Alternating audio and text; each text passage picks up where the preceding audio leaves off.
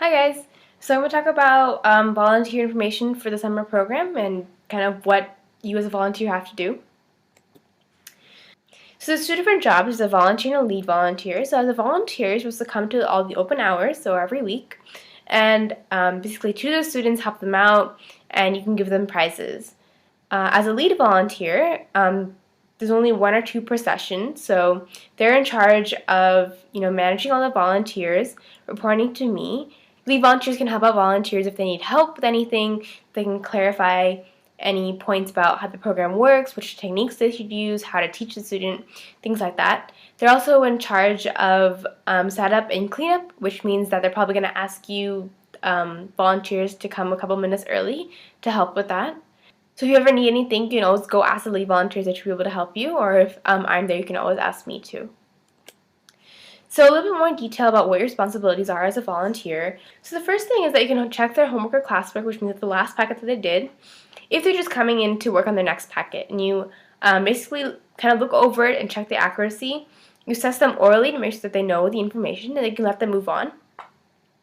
If they need help with that one packet, then you can teach them. So basically be able to kind of give them some techniques they can use, teach them new concepts, and basically just help them.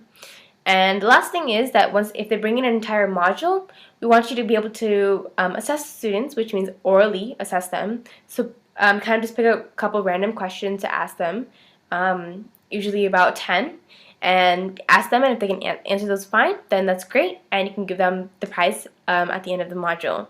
And if you see any mistakes in their package, just go ahead and ask them really fast, oh, do you know what this problem is? And most likely they'll be able to fix it. If not, then kind of help them get through it and kind of work it out with them. So outside of class, I'm going to ask that you reply to all the emails that I send. So it doesn't have to be some elaborate reply. All you have to say is like, got it, or I understand, or something like that. So I know that you got the email and read what it says. And that was just easier for me because sometimes I don't know whether, you guys got the email or not when I get no reply. So if you guys could do that, that'd be great. And just some general things that are pretty easy.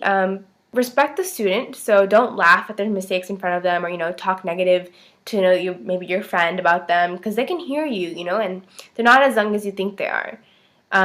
This next one is really important. So one of the things about OneInMath is that we try to steer them away from using their fingers. So this means that, encourage them to use something else instead, like a number line, or draw pictures, or do it in their head, or kind of use one of the other techniques as in recognizing a sequence or something like that. So the main thing is that we don't let them use their fingers. As they're doing their packets, make sure you kind of are watching them inconspicuously, so you know that they're doing them correctly and they're kind of on the right track, because sometimes kids are like, completely off in the wrong direction. You want to stop them before they get there. So if you ever see them stuck, don't be afraid to ask them if they need help, but just ask it politely. So, don't be like, oh, that's wrong, try again, like, if you see a problem that's wrong, you can be like, oh, do you mind trying that one again for me? Can I help you? Do you need some help? Things like that. Just be respectful. And like I mentioned earlier, please come 5 or 10 minutes early, just so we can kind of set up and get all the prizes ready and arrange everything. And the last thing is, only print out the packets for parents if they absolutely do not have access to a printer. Otherwise, please ask them to print it from home. Yep, that's about it. So if you have any questions, please let me know. Thank you for watching this video.